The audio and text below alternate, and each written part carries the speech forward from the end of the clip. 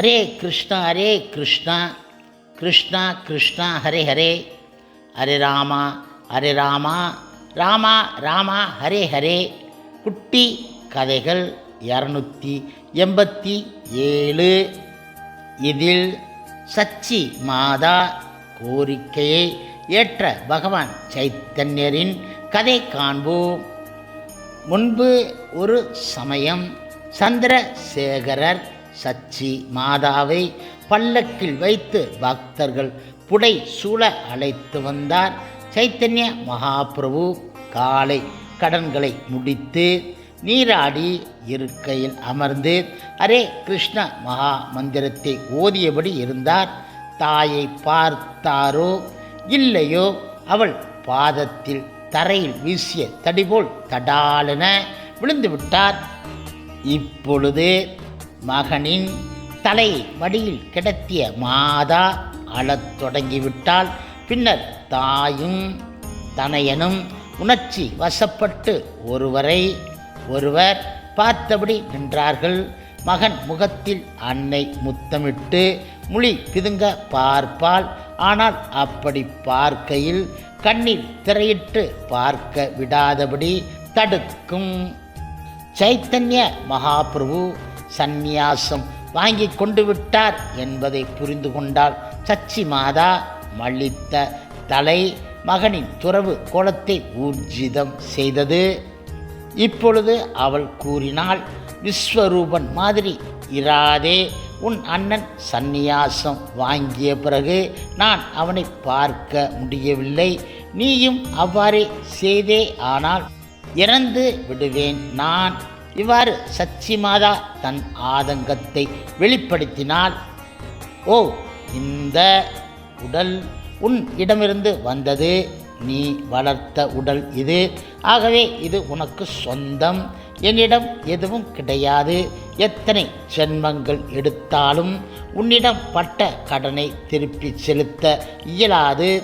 தெரிந்தோ தெரியாமலோ நான் சந்நியாசம் வாங்கி கொண்டு விட்டேன். ஆனால் உன்னிடம் ஏனோ தானோ என்று இருக்க மாட்டேன். ஓ அன்பான தாயே, நீ எங்கு இருக்கச் சொன்னாலும் அங்கு இருப்பேன். நீ என்னை ஆணையிட்டாலும் அதை செய்து முடிப்பேன். மகாபிரபு இவ்வாறு பதில் உரைத்தார். பின்னர் முழுமுதற் கடவுள் மற்றும் பரம புருஷ பகவான் ஸ்ரீ கிருஷ்ணரின் அவதாரமான சைத்தன்ய மகாபிரபு தாயாருக்கு தனது வந்தனங்களை செலுத்தினார். மனம் மகிழ்ந்து அன்னை அவரை மறுபடியும் தன் மடி மீது தலை வைத்து படுக்கச் செய்தார். சச்சி மாதாவை தன் வீட்டிற்குள் அழைத்து சென்றார். அத்வைத ஆச்சாரியர் சைத்தன்ய மகாபிரபு ஒருவர் பின் ஒருவராக பக்தர்களை அழைத்து உறவாடினார். பக்தர்களின் முகத்தை கூர்ந்து பார்த்தார். மகாபிரபு அவர்களை இறுக தழுவிக்கொண்டு கருணை உடன் கனிவு உடன் புன்னகை பூத்தார்.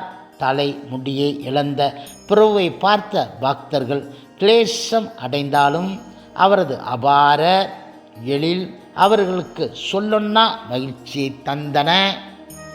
ஸ்ரீவாசா ரமாய் வித்யாநிதி கதாதரா கங்கா தாசா வஸ்ரேஸ்வரா முராரி சுக்லாம்பரா புத்தி மந்தகான் நந்தனா ஸ்ரீதரா விஜயா வாசுதேவா தாமோதரா மற்றும் எண்ணில் அடங்கா பிற பக்தர்களும் ஏன் நவதீப வாசிகள் ஒட்டுமொத்தமும் ஆண் பெண் குழந்தை என அனைவரும் உட்பட அத்வைத ஆச்சாரியர் வீட்டிற்கு வருகை தந்தார்கள்.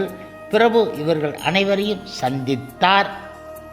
இப்பொழுது ஒவ்வொருவரும் பகவான் திருநாமாவை சொல்லி ஆடி பாட அத்வைத ஆச்சாரியர் வீடு வைகுண்டபுரியாக மாறிவிட்டது.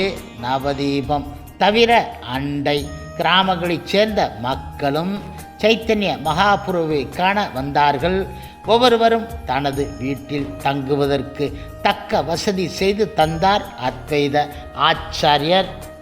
எத்தனை நாள் தங்கினாலும் அத்தனை நாளும் வந்தவர்களுக்கு அறுசுவை உண்டி படைத்தார்.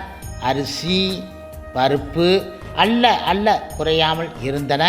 இவர் வீட்டில் எவ்வளவு எடுத்து செலவழித்தாலும் அவ்வளவும் அமுத சுரபியாக நிரம்பி விடுகின்றன. சச்சி மாதா சமையல் வேலையை கவனித்து கொண்டால் சைத்தன்ய மகாபிரபு எப்போதும் பக்தர்கள் மத்தியில் அமர்ந்து உண்பார். பகலில் யார் இந்த வீட்டிற்கு வந்தாலும் அவர்கள் சைத்தன்ய மகாபிரபுவை பார்க்காமல் போக மாட்டார்கள். அத்வைத ஆச்சாரியின் உபசரிப்பு அவர்களை அன்பால் கட்டி போட்டு விடுகின்றது.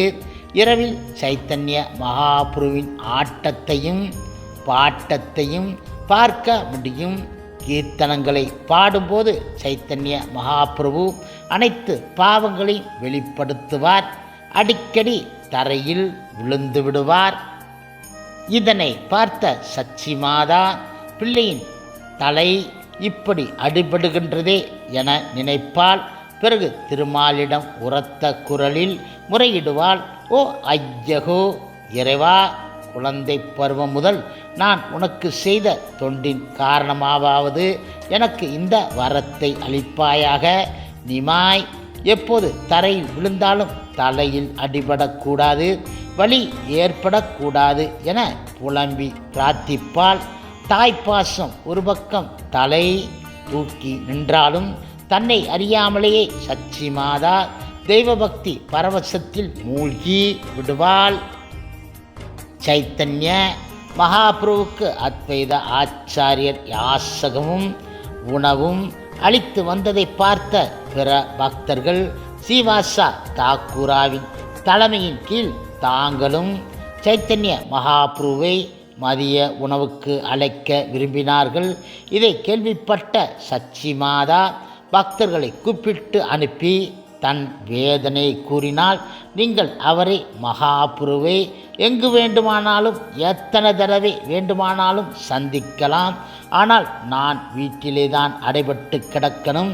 சந்நியாசி ஆனவர் தன் வீடு திரும்புவது கிடையாது என்பதை யோசித்து பார்க்கவும். எனக்கு ஒரு நல்லது செய்யுங்கள்.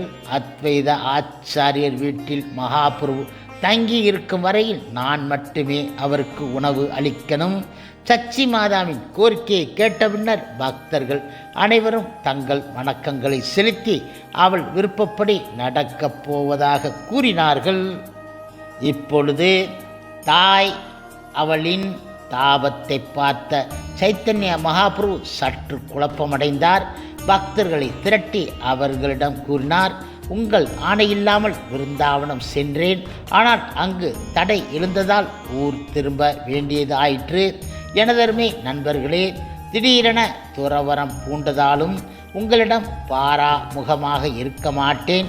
இந்த உலகில் வாழும் வரை எனது அன்னையையோ உங்களையோ விட்டுவிட முடியாது. சந்நியாசி ஆனவன் பிறந்த மண்ணில் சுற்றத்தார் மையத்தில் இருக்க முடியாது. உங்களால் ஏதாவது ஒரு வழி செய்ய முடியுமானால் நானும் உங்களை விட்டு பிரிய மாட்டேன். ஜனங்களும் என்னை இகழ மாட்டார்கள் என கூறினார். சைத்தன்ய மகாபிரபுவின் இந்த வார்த்தைகளை கேட்ட பக்தர்கள் எல்லோரும் சச்சி மாதா இடம் சென்று அவருடைய விருப்பத்தை தெரிவித்தார்கள்.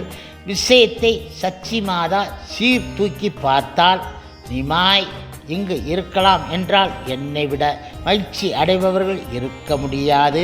மாறாக யாராவது அவனை குறை கூறினால் எனது மனம் புண்பட்டுவிடும்.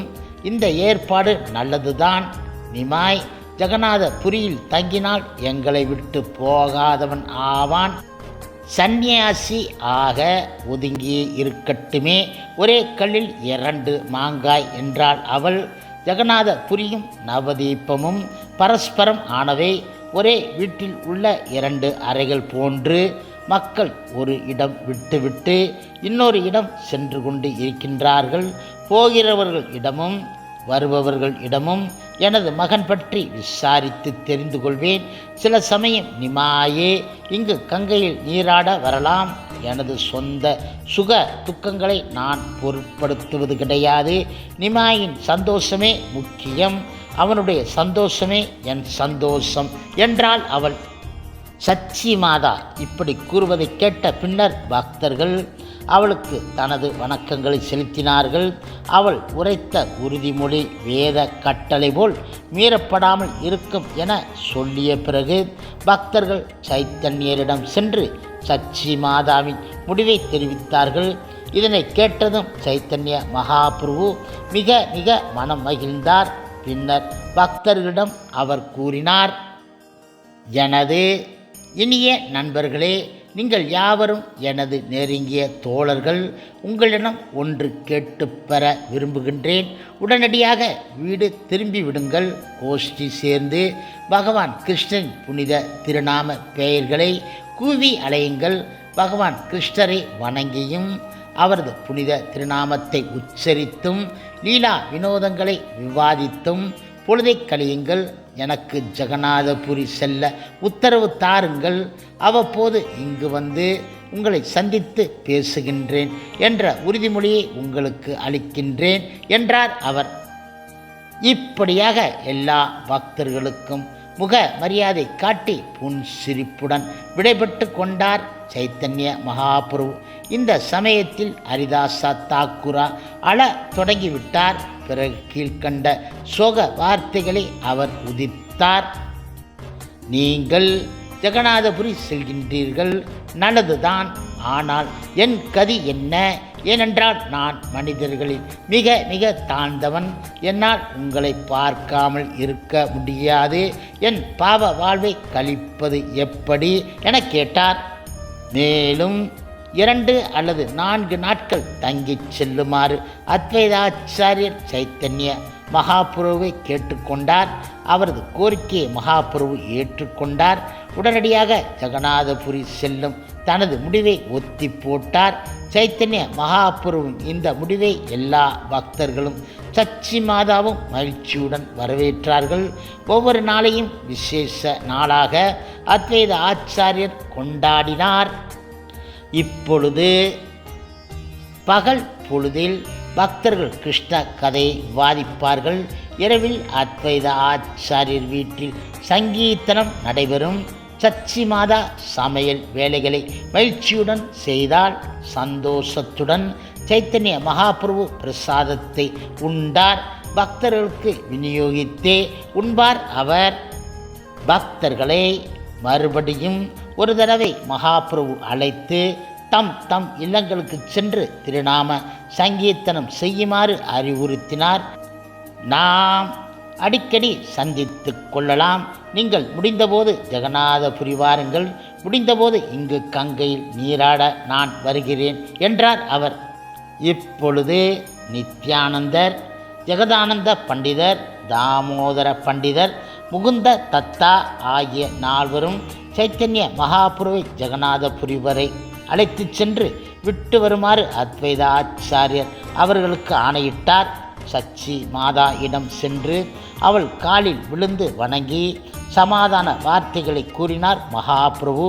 பிரயாணம் உறுதியான போது தாயை சுற்றி வலம் வந்து வணங்கி பிறகு ஜெகநாதபுரிக்கு புறப்பட்டார் சைத்தன்ய மகாபிரபு. அத்வைத ஆச்சாரியர் வீட்டில் அழுகை குரல். சைத்தன்ய மகாபிரபு பிரிந்து செல்கின்றாரே என பக்தர்கள் துயர் அடைந்தார்கள். உணர்ச்சி பயப்படாமல் அமைதி காத்தார் சைத்தன்ய மகாபிரபு.